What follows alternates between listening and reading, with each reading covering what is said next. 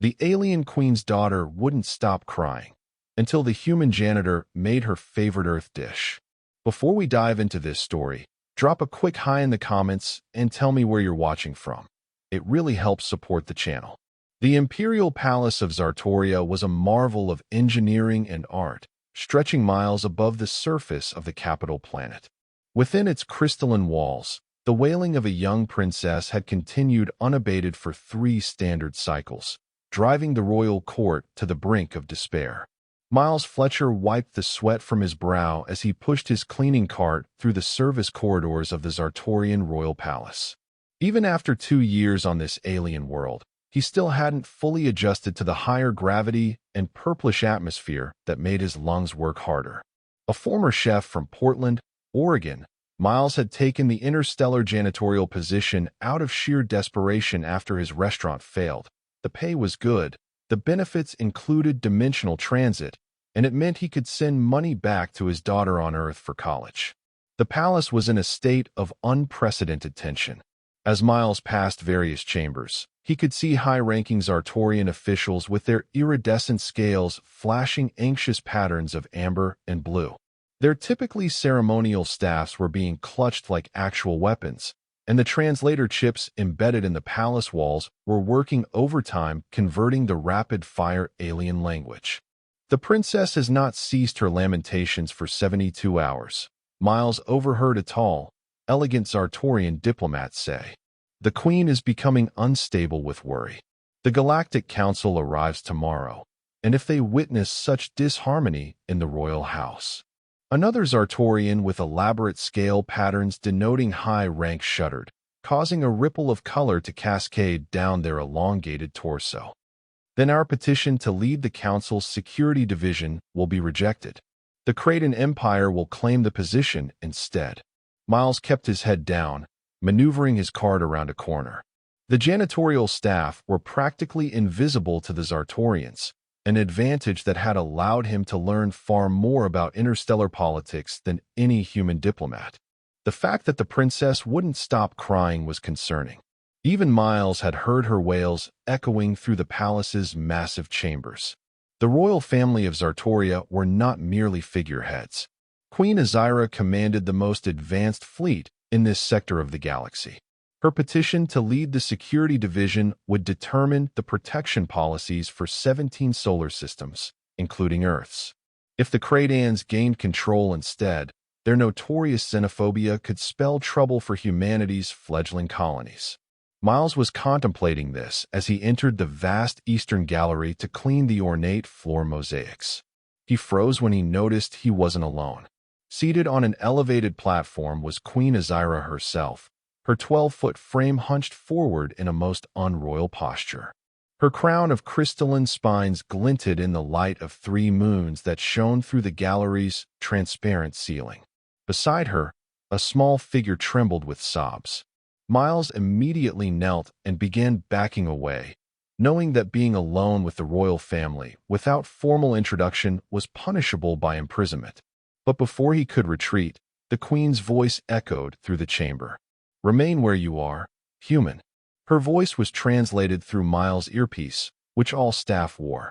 The queen's natural voice was too high-pitched for human ears to process comfortably. Miles stayed frozen in place, staring at the polished floor. "Yes, Your Majesty." "You are a maintenance technician?" the queen asked, using the formal Zartorian term for cleaning staff. "Yes, Your Majesty." Miles Fletcher, Eastern Wing, 3rd Shift.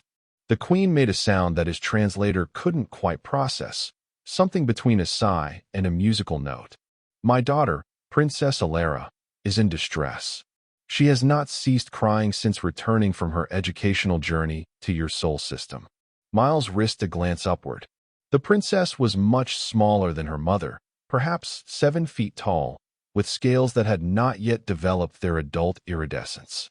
She looked young, equivalent to maybe 8 Earth years, though Miles knew Zartorians aged differently. "The princess visited Earth?" Miles asked, immediately regretting speaking out of turn. To his surprise, the queen didn't rebuke him. "Yes, it was her first diplomatic mission. She spent 1 Earth month touring your planet's cultural centers. Since returning, She has refused all nourishment and will not explain her distress. The small princess hiccuped another sob, her scales flashing dull gray. A color Miles had learned indicated deep sadness.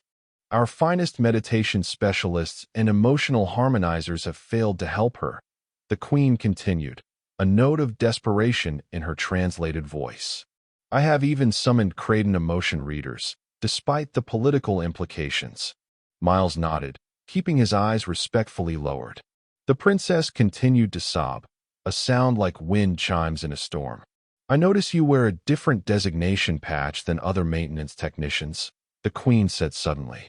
Miles touched the small patch on his uniform's shoulder, a custom edition that featured a crossed spoon and knife.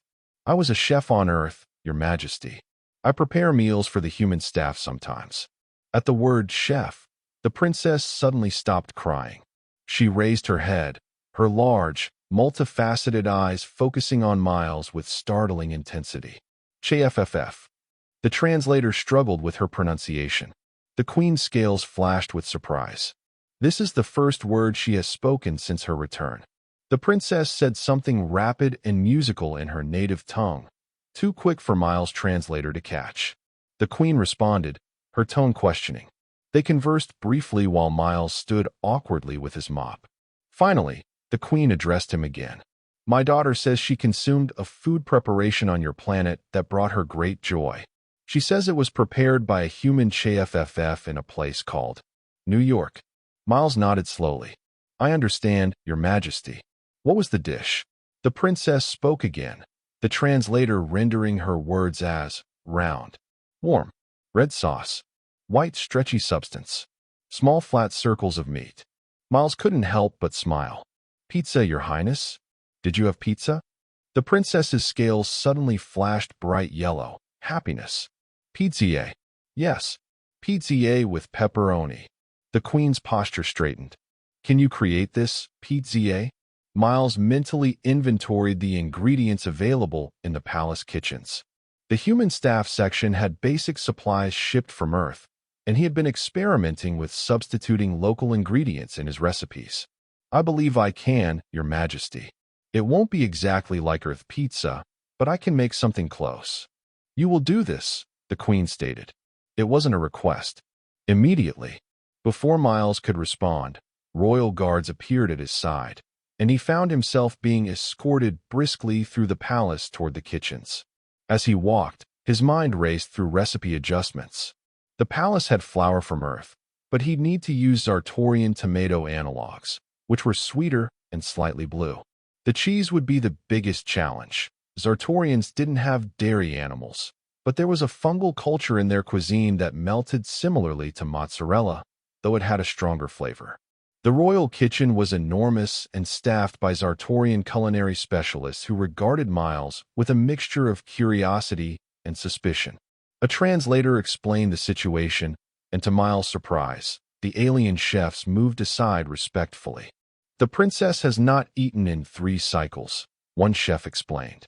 If you can create a sustenance she will accept, we welcome your expertise. For the next 2 hours, Miles worked with single-minded focus. He made dough from earth flour, letting it rise while he prepared a sauce from the blue tomato-like fruits and earth herbs. The fungal cheese substitute required careful seasoning to approximate mozzarella. For pepperoni, he thin-sliced a cured Zartorian protein and added earth spices to replicate the flavor profile.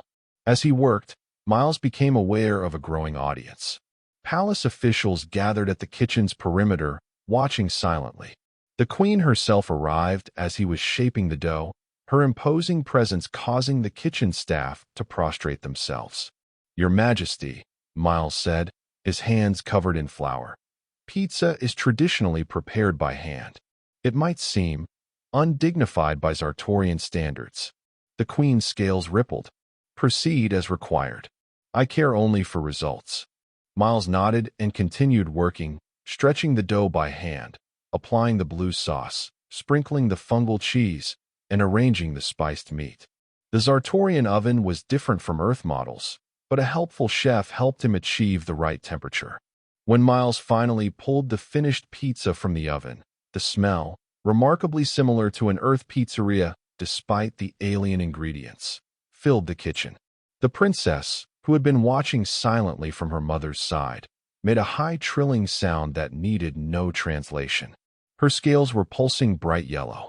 Miles carefully sliced the pizza and placed a piece on a royal serving platter. He knelt and offered it to the princess, who looked to her mother for permission. The queen nodded, and the princess took the slice with trembling hands. The entire kitchen held its breath as the princess took a bite. Her scales immediately illuminated with such brilliant yellow that Miles had to squint. She made a series of happy trilling sounds and took another bite, then another. "It reminds her of Earth," the queen said softly. "She found your planet beautiful." "It's an honor that she enjoyed visiting us," Miles replied. The princess finished her slice and said something to her mother. The queen's scales rippled with what Miles had learned was amusement. "She requests another piece," the queen translated, "and wishes to know if you can teach our chefs to make this pizza." "Of course, Your Majesty. I'd be happy to." As the princess happily consumed a second slice, her scales glowing with contentment, a tall Zartorian in formal diplomatic attire approached the queen and spoke urgently. The queen listened, her posture becoming more regal. "The Galactic Council's advanced delegates have arrived early," she announced. "They are being escorted to the formal reception chamber." The palace staff immediately burst into activity. The queen turned to Miles, who was still in his janitorial uniform, now splattered with flour and sauce. "Human, you will bring your pizza to the reception immediately." Miles blinked in surprise. "The diplomatic reception? But I'm not." "You misunderstand," the queen interrupted. "This is not a request. It is a royal command." And that was how Miles Fletcher, failed restaurateur and current janitor, found himself walking into the most important diplomatic gathering in the sector, carrying for freshly baked pizzas on borrowed serving platters.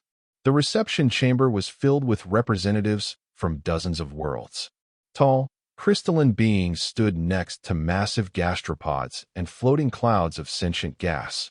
Earth's ambassador, a distinguished woman in formal attire, looked at Miles with shock as he entered behind the royal procession. The queen raised her arms, silencing the chamber. "Esteemed representatives of the Galactic Council, before we begin formal proceedings, my daughter, Princess Alara, wishes to share a cultural delicacy from Earth, a world she recently visited." The princess, her scales now a confident royal blue, addressed the gathering in her musical language. Miles didn't need the translation to understand she was speaking about her visit to Earth and her discovery of pizza.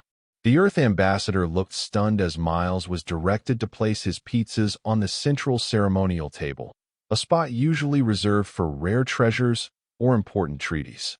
"This Earth delicacy represents the unique ingenuity of humans," the queen continued. "They take simple elements and transform them into experiences of joy. This characteristic makes them valuable members of our galactic community."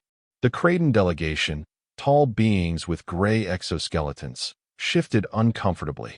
Their leader spoke in a clicking language. "We fail to see how food preparation relates to security protocols, which is the purpose of this gathering." The queen's scales flashed a pattern Miles hadn't seen before. "Security is not merely about weapons and shields, esteemed Kraden. It is about understanding the cultures we protect. My daughter visited 17 worlds on her journey.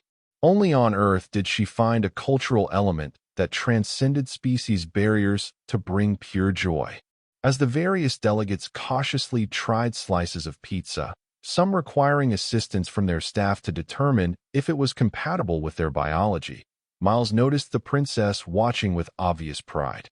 She caught his eye, and her scales flashed yellow just for a moment. The Earth ambassador made her way to Miles' side. "What exactly is happening here?" she whispered. Miles shrugged. "I think I just accidentally made pizza into Earth's most important diplomatic contribution." "The princess has been inconsolable since returning from Earth," a Zartorian aide explained quietly. "We feared a diplomatic incident had occurred during her visit. But it was the opposite," the ambassador realized. "She missed Earth. Or at least, Earth food." The aide's scales flickered. The princess has been selected as the next queen after her mother. Her opinion carries significant weight, even at her young age. Miles watched as a group of delegates crowded around the princess, who was animatedly describing her visit to New York, her scales flashing enthusiastic patterns.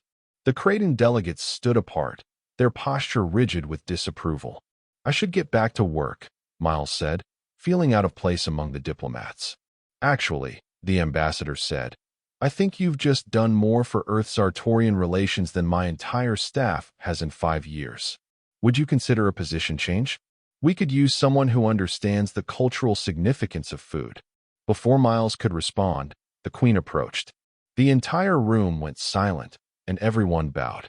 "Human chef," she said formally, "my daughter's happiness has returned because of your skill. The council has been reminded that security encompasses cultural understanding as well as military might. This benefits our petition." Miles bowed. "I'm honored to have helped, Your Majesty. You will no longer serve as a maintenance technician," she continued. "You will be appointed as Earth Culinary Ambassador to the Royal House of Zartoria. You will teach our chefs and advise on human food culture." Miles stared in shock. Thank you, Your Majesty." The queen lowered her voice. "My daughter has not shown such joy since before her father's passing 2 cycles ago. For this alone, you have my personal gratitude." As the queen moved away to continue diplomatic discussions, the princess approached Miles. She held out a small object, a royal insignia meant to be worn on his uniform. "Thank you for the pizza," she said through the translator. "It reminds me that even far from home, good things can be found." Miles accepted the insignia with a bow. "Sometimes the simplest things bring the greatest comfort, Your Highness." The princess's scales rippled with a gentle yellow glow. "I wish to learn more about Earth foods. Will you teach me?" "It would be my honor," Miles replied. From across the chamber, Miles caught sight of the Earth ambassador, who gave him an astonished thumbs up. The Creighton delegation was now isolated at the edge of the gathering, as more representatives clustered around the table with the remaining pizza slices. Miles Fletcher, who had left Earth a failure and worked for 2 years cleaning floors in an alien palace, suddenly found himself at the center of interstellar diplomacy, all because he knew how to make pizza. The princess tugged gently at his sleeve. "Tomorrow, can we make another Earth food? Something sweet." Miles smiled. "How about cookies, Your Highness? Chocolate chip cookies." Her scales lit up with anticipation, and Miles realized that sometimes the simplest human things could indeed bridge the vast distances between worlds. The formal petition hearing began an hour later. As Miles stood to the side with the Earth delegation, he watched the Zartorian queen address the council with renewed confidence, her scales glowing with royal authority. The princess sat beside her, occasionally glancing at Miles with bright yellow flashes of happiness. "The Security Division must understand all civilizations under its protection," the Queen stated. "Today, we have experienced a demonstration of how human culture can bridge differences and create harmony. This is the approach Zartoria will bring to galactic security." From his new position of unexpected influence, Miles watched as the council representatives nodded in agreement, many still enjoying the last bites of his improvised alien pizza.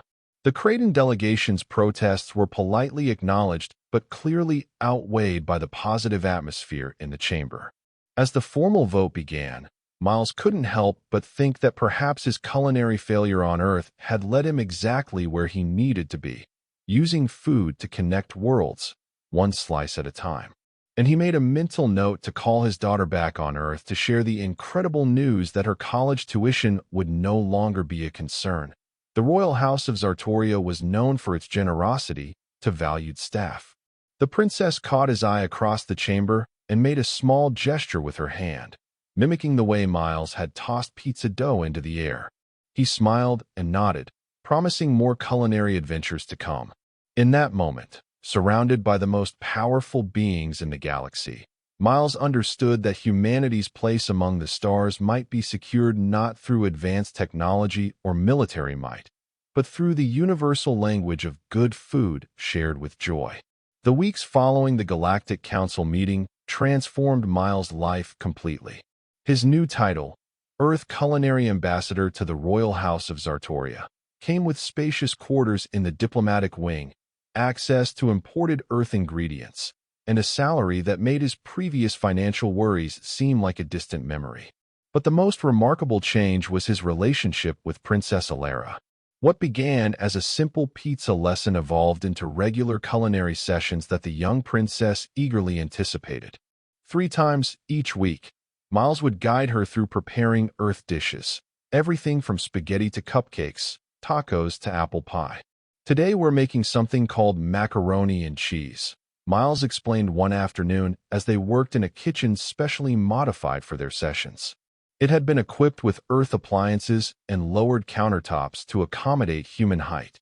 Princess Alara's scales flashed eager yellow patterns as she carefully measured pasta into boiling water. "This is a traditional meal for human children.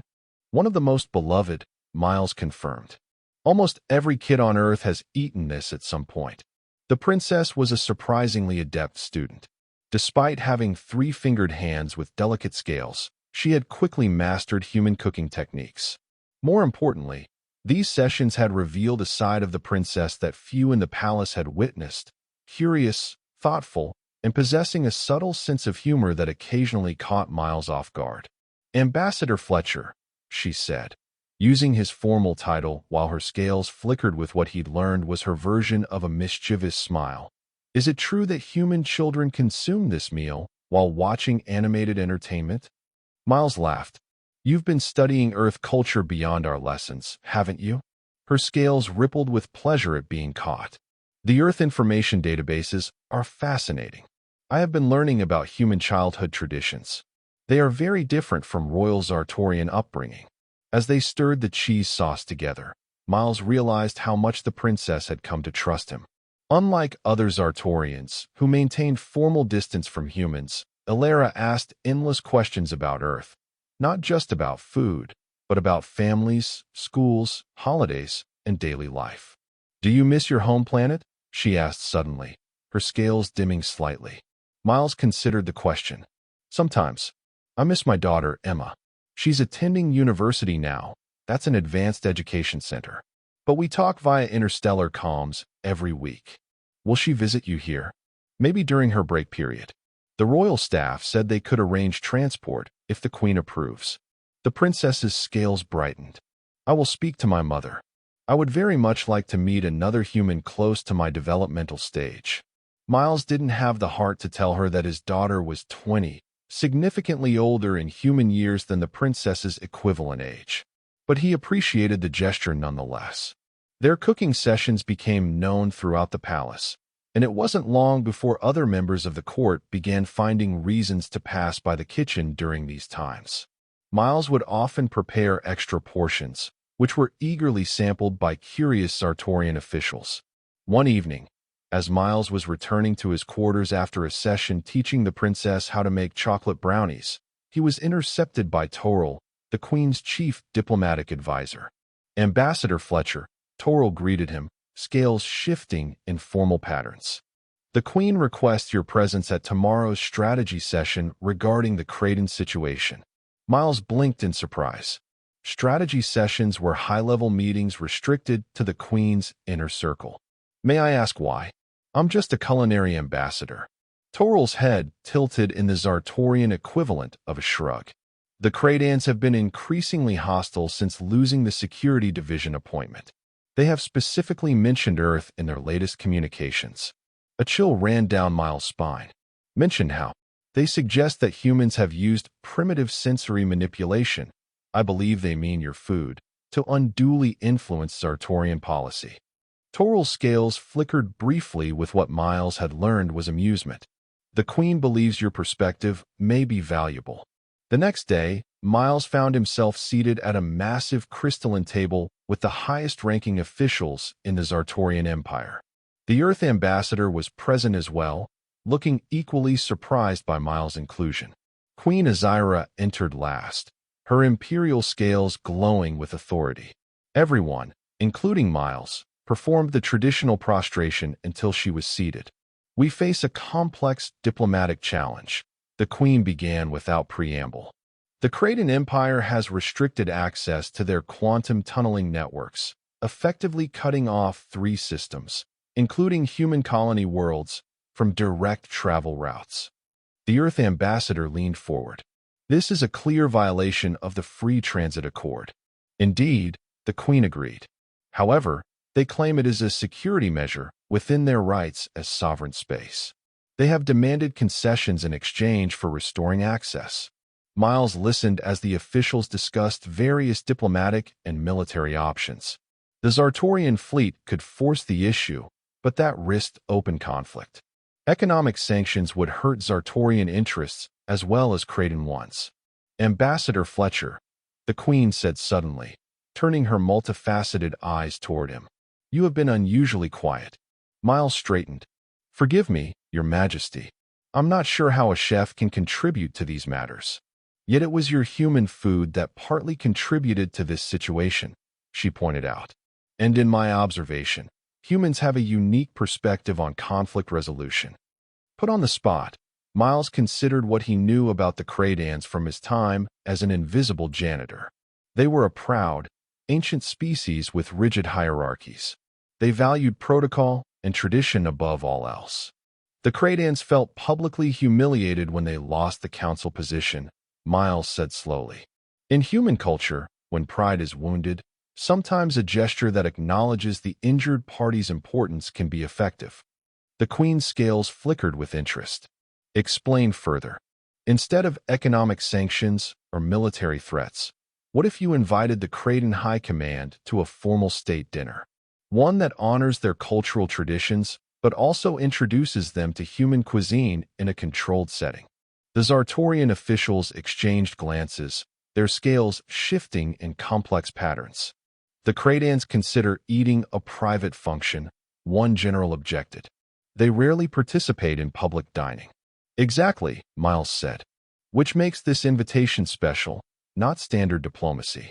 We emphasize that this is a unique cultural exchange reserved for the most important allies. The Earth ambassador caught on. We position it not as a concession, but as an exclusive opportunity. Their attendance would demonstrate their sophistication and importance.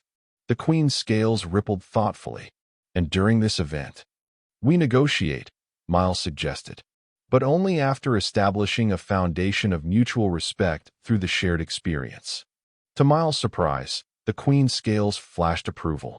A strategy that uses apparent weakness, the need for reconciliation, as strength.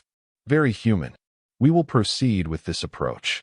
The preparations for the Kraden diplomatic dinner consumed the next 2 weeks. Miles worked closely with both Earth and Zartorian chefs to create a menu that would respect Kraden biological needs while subtly introducing human culinary concepts. Princess Alara insisted on being involved. Her regular lessons with Miles now focused on understanding how food could function as diplomacy. The Kradans process nutrients through external absorption, she explained to Miles as they reviewed biological data. Their outer membranes are sensitive to certain flavor compounds that humans and Zartorians find pleasant. Miles nodded. So we need dishes that work on multiple sensory levels. Visual appeal for the Zartorians, aroma and taste for humans, and textural complexity with the right molecular composition for Kraden absorption. The princess's scales glowed with approval. Precisely. Multi-species diplomacy requires multi-sensory approaches. Miles couldn't help but smile at how quickly she grasped the concept. You're going to make an exceptional queen someday, Your Highness. Her scales flashed with embarrassed pleasure before she composed herself. I have had excellent teachers, she said formally, though her scales continued to pulse with happiness. The night of the diplomatic dinner arrived with tension throughout the palace. Against all diplomatic predictions, the Kraden High Command had accepted the invitation, sending their top 3 officials along with a small security detail. Miles supervised the kitchen operations, ensuring each dish was prepared perfectly. The menu began with a clear consommé that contained flavor molecules specifically selected to be detected by Kraden sensory organs. This was followed by an Earth-inspired risotto made with Zartorian grain, and infused with compounds that would stimulate pleasure centers in all three species. The main course was Miles' most ambitious creation yet, a deconstructed version of the pizza that had started everything, reimagined as an elegant diplomatic offering. The components were arranged to be visually striking for the Zartorians, delicious for the humans, and molecularly complex for the Cradans. From a small observation point, Miles watched as the Queen led the diplomatic party into the grand dining hall. The Cradans moved with stiff formality, their gray exoskeletons gleaming under the crystalline lights. Princess Alara was seated at a smaller table with junior diplomats, her scales a perfectly controlled royal blue. The meal proceeded with ceremonial precision. Miles held his breath as the Cradans encountered each course, watching as they passed the food items through specialized sensory appendages before consuming them. To his relief, they showed subtle signs of approval, a slight relaxation of their rigid posture, an extra moment spent analyzing each dish. By the time the final course arrived, a dessert that mimicked the chemical composition of a rare Cradan delicacy while visually resembling an earth soufflé, the atmosphere in the dining hall had transformed. The Queen and the lead Cradan were engaged in what appeared to be actual conversation rather than formal exchange. Later that evening, Miles was summoned to the Queen's private chamber. To his surprise, Princess Alara was present as well, along with the Earth Ambassador and two senior Zartorian officials. The Cradans have restored access to the quantum tunneling networks, the Queen announced without preamble. Furthermore, they have proposed a joint cultural exchange program between their worlds, Zartoria and Earth. Miles blinked in surprise. That's remarkable progress. Indeed, the Queen agreed, her scales shifting in a pattern Miles hadn't seen before. Their chief representative expressed particular interest in further exploring what they termed the sensory diplomacy of human cuisine. The Earth Ambassador looked stunned. They want more human food. In a manner of speaking, the Queen said. They were impressed by the deliberate molecular composition of the dishes, which demonstrated both scientific understanding of their biology and respect for their needs. Princess Alara's scales flickered with excitement. They said the meal proved that humans understand the fundamental principle of true diplomacy, that different species can share an experience while each perceiving it in their own unique way. Miles felt a surge of pride. What had begun with a simple pizza had evolved into something far more significant, a new approach to interspecies relations that respected biological differences while finding common ground. There is another matter, the Queen continued. The Galactic Council has formally requested that Earth establish a culinary diplomatic corps as part of its contribution to interstellar relations. They believe other humans with your skills could help facilitate diplomatic progress throughout the sector. The Earth Ambassador straightened. That would require approval from our government, but I believe it would be enthusiastically supported. And they would need a director, the Queen added, her multifaceted eyes focusing on Miles. Someone with proven experience in this new field. Miles felt momentarily dizzy as he processed the implications. You mean me? Who better? The Queen asked. You have accomplished what traditional diplomacy could not, using the unique human understanding of how shared food experiences can transcend biological differences. Princess Alara stepped forward, her scales glowing with formal patterns. Ambassador Fletcher has demonstrated that humans possess a remarkable ability to connect with other species through sensory experiences. This skill is as valuable to galactic harmony as any advanced technology or military capability. The Queen's scales rippled in agreement. My daughter speaks wisdom. The Council recognizes this as well. That night, Miles sat alone in his quarters, trying to process how dramatically his life had changed. 6 months ago, he had been mopping floors and living in the staff dormitory. Now he was being offered the chance to establish an entirely new branch of human diplomatic service. His communication console chimed, a call from Earth.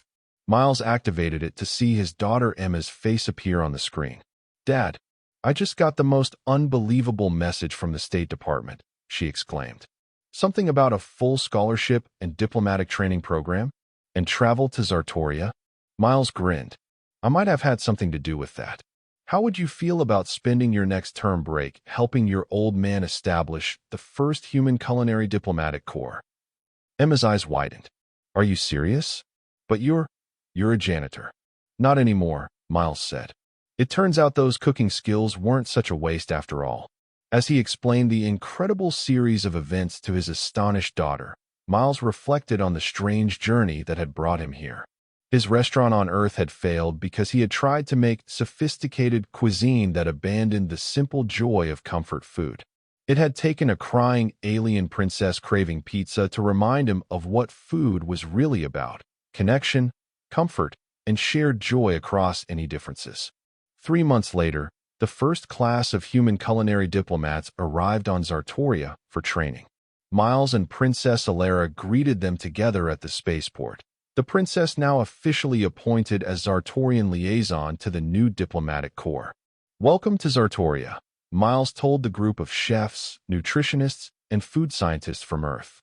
You're about to embark on a mission unlike any humans have undertaken before. You'll be using food to build bridges between species that evolved on different worlds under different suns. Princess Alara stepped forward, her scales glowing with formal welcome patterns.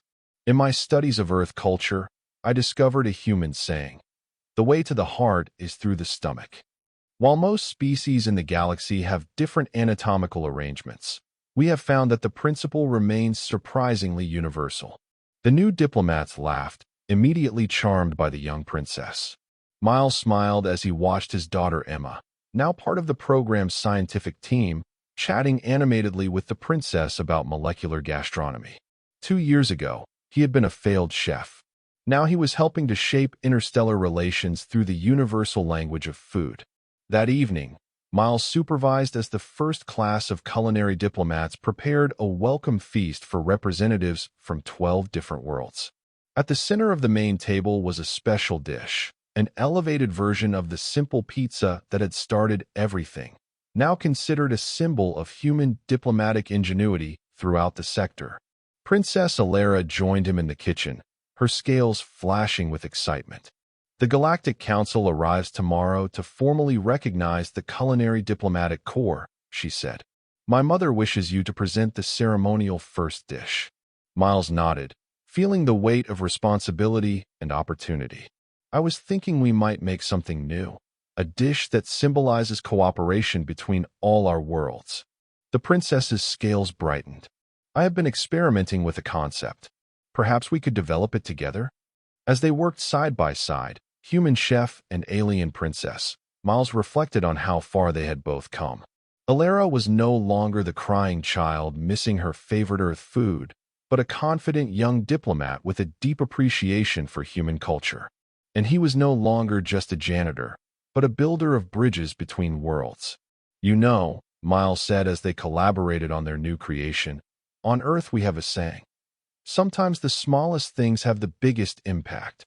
The princess's scales flickered with understanding, like a simple Earth dish bringing together worlds across the stars. Miles nodded. Exactly like that. As representatives from across the galaxy gathered the next day to witness the formal establishment of the Human Culinary Diplomatic Corps, Miles stood proudly beside his team of chefs, with Princess Alara and Queen Azira on the ceremonial platform. The Kraden delegation was present as well, their once rigid postures now more relaxed in the presence of their Zartorian counterparts. When Miles presented the collaborative dish he and the princess had created, a harmonious blend of ingredients from Earth, Zartoria, and Kraden worlds, the assembled diplomats broke into the various sounds and gestures that constituted applause in their respective cultures. In that moment, Miles Fletcher, once a failed chef from Portland, understood that he had found his true purpose among the stars, proving that even across the vast differences of biology, culture, and evolution, the shared experience of breaking bread together could create bonds stronger than any treaty. From his position on the ceremonial platform, Miles caught his daughter's eye in the audience. She gave him a thumbs up, the human gesture of approval that Princess Alara had now adopted as well. The princess's scales glowed with bright yellow happiness as she stood beside her mother, representing the future of Zartorian-human relations. As Miles looked out at the gathered representatives of dozens of worlds, he couldn't help but think that perhaps humanity's greatest contribution to the galaxy wasn't our technology or our art or even our resilience, but our understanding that sharing food was about sharing experiences, bridging differences, and finding common ground across the stars. And that was the end of the story. If you listened all the way to here, don't forget to leave feedback about what you thought of the story in the comments, whether positive or negative. Your feedback helps us improve. Also, leave your like and subscribe to the channel for more stories like this one. And I'll leave here on the screen another video that I'm sure you'll like.